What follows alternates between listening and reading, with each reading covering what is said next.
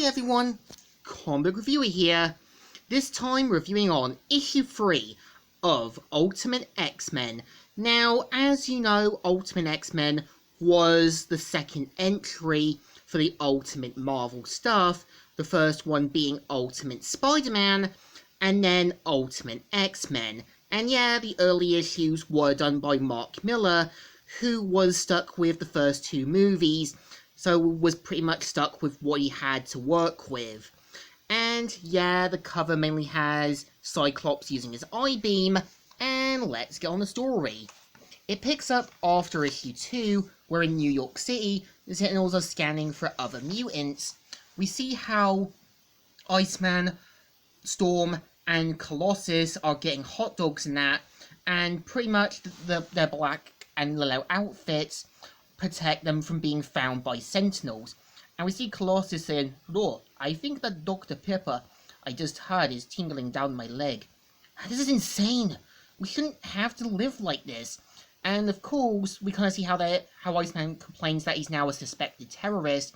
And we kind of see how Colossus points out that he is getting used to the school and used to the other students. And we see Storm saying how she loves Wolverine and points out about him giving them the look. But of course, we see how Colossus points out that it's probably just his Black Ops training and that everything will be fine.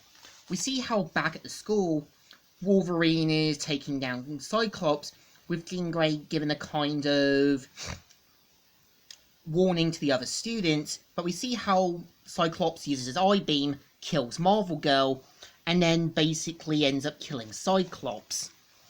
And of course, we see how Beast shows up to take down Wolverine, but manages to gut him through the stomach, and then kills off the other ones. But we see how Professor X shows up saying, "I've been lying if I said I wasn't impressed on some primitive level, Wolverine." But of course, it turns out it was all a training simulation by the Danger Room. And we see Wolverine saying, "These virtual simulations you put together are pretty convincing, Beast. You got any over 18 versions? Consider yourself at the top of the list from the Brittany and Christina program I've been working on upstairs." And we see how they wondered why he stayed with them for so long, but we kind of seen how, since Wolverine was part of the Mutant Brotherhood of Mutants and has been tasked with taking down Xavier, it gives you this hint that Wolverine is getting used to the team and maybe realizing that Magneto might be wrong. But we see how Iceman gives the word that the Brotherhood of Mutants have kidnapped the President's daughter, but of course we kind of see how Storm and the others are kind of surprised that Magneto kidnapped the President's first daughter, and they have to kind of get her back before any more problems kick in. And we kind of see how in a small country known as Cordelia, we see how the X-Men are getting ready to try and do an all-out rescue mission. And this is also where we do see the ultimate version of Mastermind and Blob. And we kind of see Mastermind saying, "Really? What a wonderful mutant ability, Quicksilver. Thank God we've got each other for intelligent conversations, Scarlet Witch. Actually, the only intelligent conversation I get around here is when I talk to myself, Mastermind." Now, I know in the main Marvel universe, Mastermind was meant to look something similar to Brenton Price. I like how Mastermind in this continuity is meant to look like a bit of a beatnik.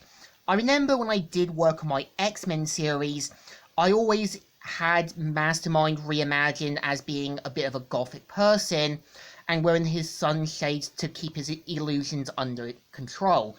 And we see how the X-Men managed to kind of take down the Brotherhood of Mutants, and we kind of see how the X-Men get ready to try and rescue the President's daughter. And of course, we see how Cyclops tries to make his getaway, only for Quicksilver to get the keys, only for Cyclops to blast him with his I-beam. And just as he looks like he's about to be defeated, Wolverine shows up, who quickly takes him out. And of course, we see how Toad's bouncing around, And we see Iceman using his icing abilities, and of course manages to take him down.